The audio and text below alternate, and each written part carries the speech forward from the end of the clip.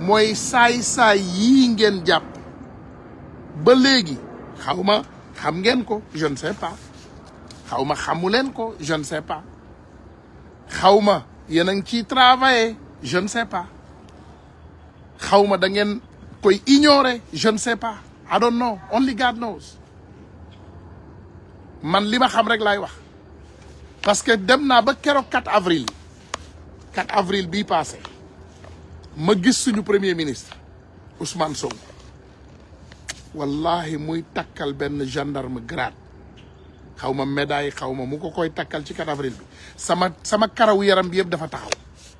parce que c'est la même personne qui voulait l'assassiner ki nga xam ne moom moo doon joxe droit moom moo doon joxe ay autorisation ñuy tirer ci kaw jeunesse bi kooku la ñu doon takkal grade noonu keroog wallahi billahi tallahi lazim wallahi ki Ousmane Sonko doon takkal grade moo tax may ne yenn saay est-ce que ñun xam nañu li xew sama xarit bu baax bi mu ne va travailler oui c'est après le travail tu ne vois pas qu'il fait 5 heures il fait 16h34 chez nous donc ça c'est après le travail pour nous ouais mais merci pour les conseils quand même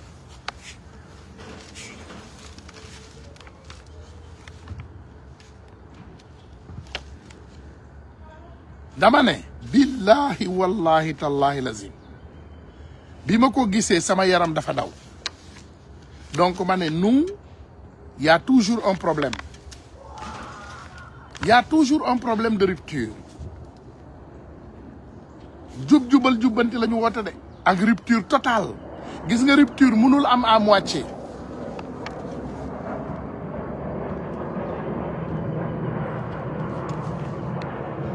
rupture mënul am à moitié gis nga boo bëggee rupture totale ngay am avec l'ancien système mais ils sont toujours là mais duñu bàyyi ñu sacrifier doomu sénégalais yi de njiit yi nag c'est leur choix d'avoir qui ils veulent dans leur entourage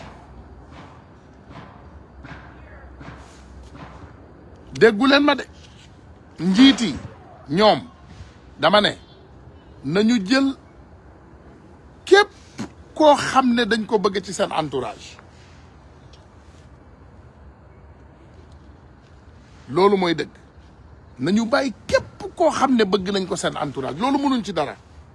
parce que nag ñu ne ñit boo ko jiitee da nga koy wóolu parce que moi je pense que beaucoup de choses aussi il y a de la stratégie am na ñu bari ñoo xam ne ci liggéey bi je pense que am na stratégie te le président Ousmane Sonko man li ma gëm gëm naa ne incha allahu rabbi li ma gëm naa ne dinañu teg mbir yi ci yoon mais il faut laisser cette dame rentrer chez elle immédiatement moi je prends mes responsabilités man su dame bi demul ñibbi këram cette mafia de la gendarmerie monsieur le général tu connais de qui je parle monsieur le général numéro 2 tu connais aussi de qui je parle avec cette mafia bi ngeen def jàpp nit ki parce que xam ngeen exactement ne si elle ouvre la bouche xam ngeen ne bu ubbee gémmiñam àdduna tukki ci yéen xam ngeen ko vous savez xam ngeen li xew xam ngeen exactement li xew vous savez ce qui se passe bu fekkee ne yéen da ngeen yaakaar ne àdduna bii nit ñi mën nañ leen ne y a des dossiers et y a pas de dossiers da ngeen di caaxaan mais ces dossiers bel et bien existent mais c'est top secret j'en ai mi ngi sama loxo sama ordinateur sama téléphone partout ces dossiers on les a preuves sur appui am nañu ay preuves yu dul jeex que ces mêmes hommes ces tueurs ces délinquants ces bandits mafia bi mi ngi taxaw tey la gën a dund on le sait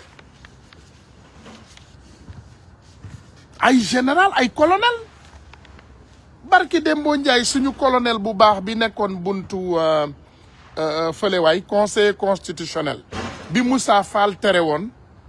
pour mu bàyyi ki nga xam ne moom mooy mandataire u Diomaye pour mu dugg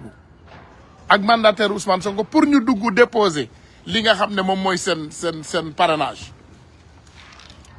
bi mu ko defee dañ ko jël def ko lan dañ ko dàq dañ ko jël directement yóbbu ko prison dañ ko bëggoon def ni ñu defoon capitaine Touré yàlla dimbali waa ji rek Pastef gagné ñu jël ko yokkal ko ay grade rapidement génne ko enquête am bi ñu ne ko ñu defee ne réer na nee nañ ko furaas da ngeen di nax seen bopp de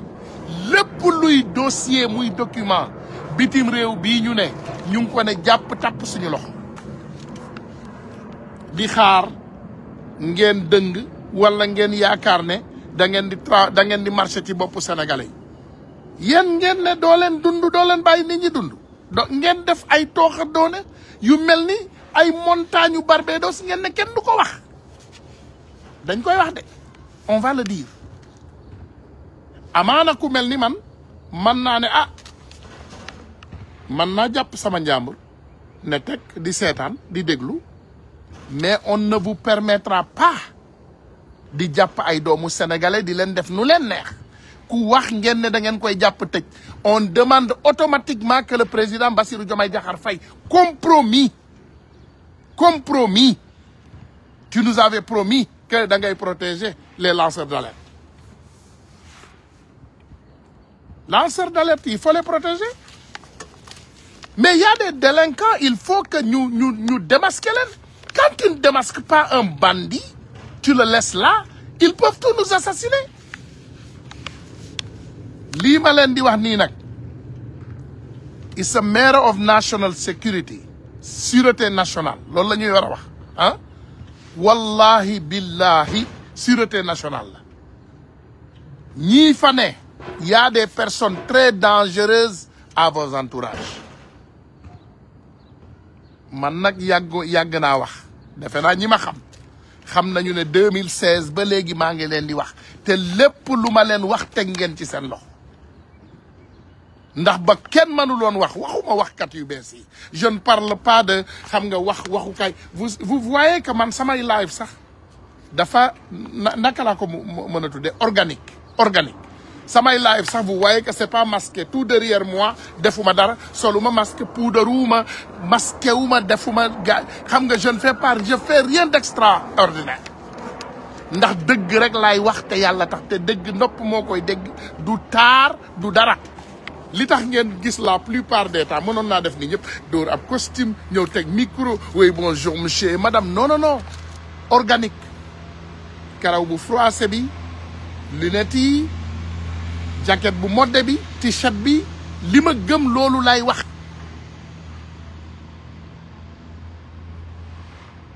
dama ne il faut protéger les lanceurs d'alerte ñiy lancer alerte dëgg la ñuy wax seet Fatou Kiné Cissé bu ñu génnuloon dañ koy disparaître loo ma wax leen ko parce que elle connaît des choses et ce qu'elle connaît on le connaît ñun yàlla def na comme ni ma leen waxee ñun xam nañu bi mu waxee billahi wallahi tallahi lazim li mu wax yépp dëgg la rien que la vérité parfois je ne suis pas d'accord man dama leen di wax man sénégalais la parfois je ne suis pas d'accord avec beaucoup de jeunes sénégalais nekk ci territoire u Sénégal di waxee nen ni parce que foo xam nga ne amoo fa sécurité loo fay waxee pourquoi nga fay wax loo xam ne moo tax nit ñu bari moo tax ngeen leen di gis li ñuy xataraay yëpp waa kañ ngay ñëw ak kañ ngay non laissez-moi je viens quand je veux je sors quand je veux te duma leen tàggu je n'ai pas besoin de vous dire quand je viens ou quand je rentre soxlawuma ko on est tous des Sénégalais suñu amee pour ñëw suñu biir réew te ñun ñëpp ñoo ko bokk ñu def ko suñu amee pour ñibbi ñu ñibbi mais je vous dirai que sama diggante ak yàlla tout ce que cette dame a dit c'est la vérité et les preuves sont là pour le confirmer dañu gaawantu paraxe tëbal ko jël ko yóbbu def seeni enquête labaj te ki ñu def muy enquête la dame l'enquêteur qui a fait enquêter cette dame mais kooku booyu Moussa Fall la section de recherche allez vérifier ce que je dis allez regarder ce que je vous dis ñii enquête dame bi c'est les jeunes de Moussa Fall qui l'ont fait l'enquête je vous dis que la gendarmerie nationale du Sénégal corps bu respectable la bu respectueux aussi mais ci biir am na ci des monstres il y a des monstres am na ci ay monstres lépp lu yàqu Sénégal ñoo ko fa yàq nit ku baax ku dee Sénégal ñoo ko rey nit ku baax ku ñu jàpp Sénégal bandi yooyu ñoo ko jëli après ils les font des grades ils les fait des hauts gradés ma ne la keroog bi ma gisee 4 avril Ousmane Sonko di takkal grade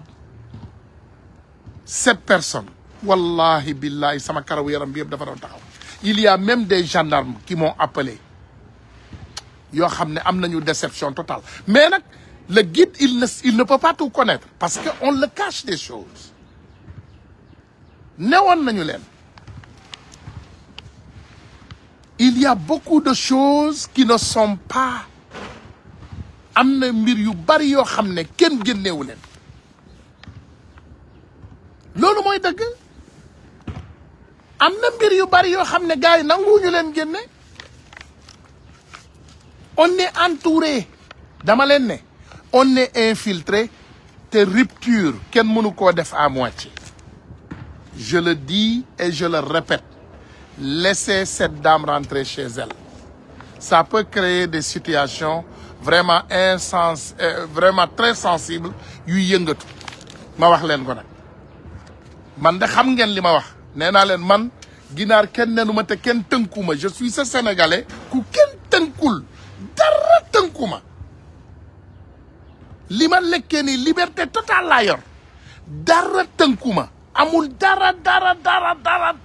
lu may ragal lu dul yàlla te moom rek laa ragal te moom rek laa wóolu billahi wallahi tallahi la si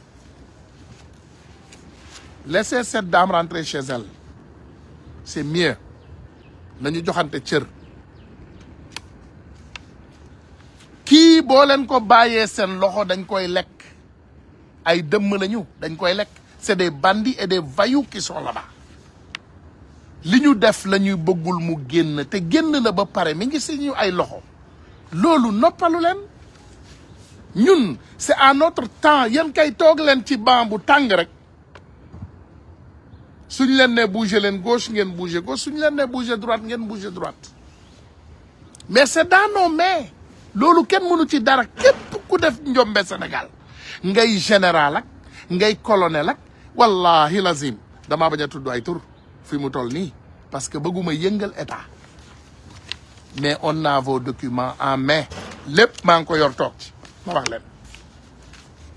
ku ma ci wóoluwul yónnee ma sa nit ku normal nga ne ma won ko nga xool ragaluma dara j'ai peur de rien xam ngeen ma man vous me connaissez si vous me connaissez xam ngeen ne dama am fit defe naa war ngeen xam loolu man kuy wax ay waxi dofam da ngay wax say waxi dof rek mais xam ngeen ne àdduna dëkk bi yëpp maa ci ëpp fit fitu juróom benn gaynde la boole dugal ko sama biir dënn bi toog donc laissez cette dame rentrer chez elle parce que li ngeen nekkee du dëgg tegu leen ko ci dëgg te du yoon laissez cette dame rentrer chez elle immédiatement te nos frères et sœurs on va les protéger barki Dembo Ndiaye bi fi Lamine Niass génnee un jeune tout simplement xam naa lu tax ngeen aynal ko de jeune boobu li taxoon ngeen jàpp ko in the first place mooy ndeysaan Ousmane Sonko mi doon laa biiram di def live am rek tudd ci tur ne voilà les jeunes comme Niass il faut faire comme ce jeune Anne muy dem ci kii di fësal projet bi rek ngeen jël Lamine Niass boobu ngeen def ko cible ah voilà gaynde la non non c'est tout simplement Ousmane Sonko gis na jeune bu doon def liggéey bu jaggi dayoo xam ngeen lan moo wutale patriotes yi ak les comme je veux dire les moutons de l'APR wala du ma leen manqué boobu respect sax bu ma leen ne les moutons de l'APR mais naa leen ne kii waay bétail électoral xam nga lan moo wutale patriotes yi ak bétail électoral yi ñun kenn jënduñu kenn moomuñu ameluñu kenn dara ñun ñoo def ci projet bi deful ci ñun dara te xaaruñ ci dara nag pour muy leer te ba léegi lépp luñ ci war a def dañ ko ci def pour projet bi aboutir mais on ne laissera pas en aucun moment duñu bàyyi ay doomu aadama yaakaar ne da ngeen ñuy tënk, vous allez nous prendre en otage, da ngeen ñuy def lu leen neex, ku leen neex ngeen jàpp. Hein? Vraiment. Arrêtez vos magouilles. Lu ëpp tuuru de. Dañu ne tek noppi. Dañu ne tek noppi. Parce que à un moment donné, nit ku ne nit la, et on veut vraiment vous donner à ces guides la chance de faire leur travail comme il faut. Te fekk kenn amerdewu leen. Loolu la ñu bëgg ngeen xam. Léegi nag ci def loolu, yéen ces hommes de tenue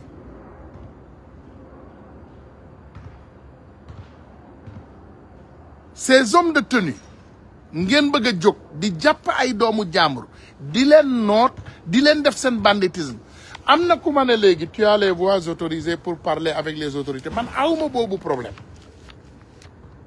Tout ce que je veux dire à ces autorités, je l'ai dit à ces autorités. Message bi, c'est pas aux autorités, mais c'est plutôt à ces hommes de tenue qui se prennent comme des intouchables, lu ñu yaakaar ne lu leen neex def. Bu leen bàyyi Fatou Kiné Cissé. Après vous payerez les conséquences. Je vous dis que di ngeen fi gis ay généraux yu ñu simmi, ay colonels yu ñu simmi bëccëgu ndar kàmm, ndax seen dossier yii bis bu ne tapp ci kaw ay table di ngeen jommi. Il faut ngeen respecter nit ñi. Vous ne pouvez pas nous prendre comme des moutons. Ngeen nekk ci réew mi rey suñu ay doom, rey suñu ay rak, ñu xam ko, vous les hauts gradés, yow mii may waxal, nga xam sa bopp, PD, nga xam sa bopp, ah, waxu saagaw ma de, PD, xam nga sa initial, PD, nga xam sa bopp. Tu as donné des autorisations à tirer sur ce peuple. Tu as donné des autorisations même à tirer. Dama lay wax de. Man ay gendarme lay waxal de. Ba pare ay documents la yor. Tu as même donné des autorisations de tirer sur la presse. La presse. Tu as donné l'autorisation de tirer sur la presse. Hein? Radio Motorola, gendarmerie. Yuxu nga ci ba tay. Faites ce que je dis. Yuxu nga ci ba tay. On a tes ordres de ay vidéo sax yor nañ yéen da ngeen yab nit ñi. Après vous permettez, quand cette dame dit qu'il y a un danger, elle mu yuuxu au feu, yéen ngeen di xatraay loo leen di xatraay. Les documents sont là. Wallahi billahi tallahi lazim, les documents sont là te duñu jeex. On en a des centaines de dossiers. Ñun ñoo jàpp suñu njàmbur comme ni ma leen ko waxee encore une fois, jàpp suñu njàmbur ne tekk toog.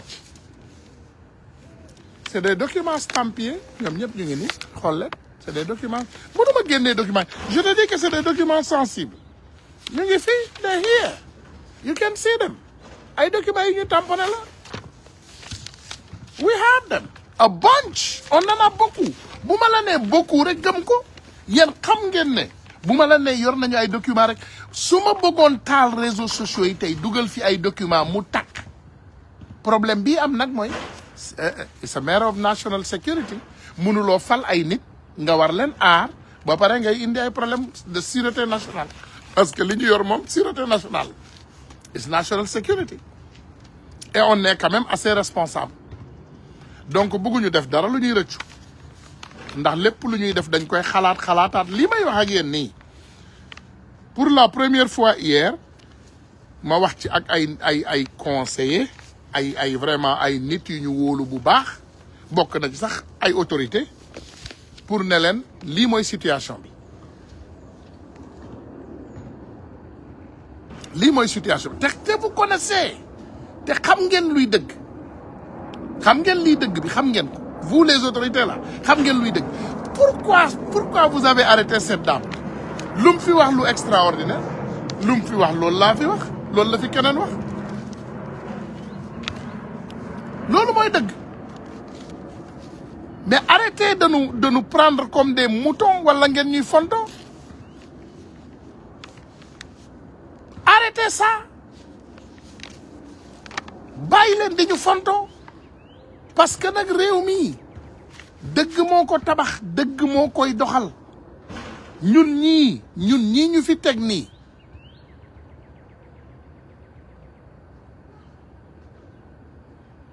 mu ne pardon c'est quelle dame et ce qu'elle a dit well ñoom xam nañu c'est quelle dame comme niñ leen ko waxee encore une fois je pense que yegg nañu daal foo xam ne cette Fatou Kiné Cissé encore une fois ce qu'elle a dit vous le savez te xam ngeen exactement ne lépp lu muy wax yor na ko yan preuve lay indi day del jël preuve yi ku mu koy teg loxo gendarmerie la koy teg tu peux accuser des gendarmes et aller faire une enquête à la gendarmerie à la section des recherches avec un jeune de Moussa Fall qui est prêt à te sacrifier tu lui donnes tes preuves mais preuve yi ñun ñu ngi ko yor bàyyi leen femme bi bu dee preuve ngeen bëgg ñëw leen ci man j'ai les preuves wallahi billahi tallahi lazim li may wax nii man jullit laa xanaa ku gëmul dara xam nga ne damay julli billahi wallahi tallahi lazim j'ai les preuves billahi wallahi tallahi lazim j'ai les preuves billahi wallahi tallahi lazim j'ai les preuves billahi wallahi tallahi dara jaralu ma loolu xanaa nga indi woon kaamil ma teg ci sama loxo j'ai les preuves preuve yi kay mi ngi fi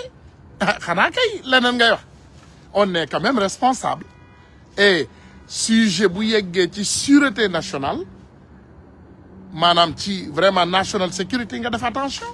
tu es un peu responsable c'est tout mais lii daam bi wax waaye yow mais on l'a dit on vous a même donné des noms on vous a même donné des noms la dame quand même moom joxewul benn tour mais nous on vous a donné des noms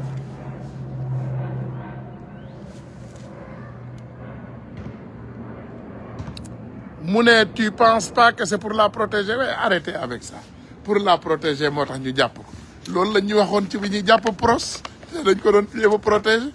kenn protéger wul kenn pourquoi kaso ngay protéger ni mais sa yow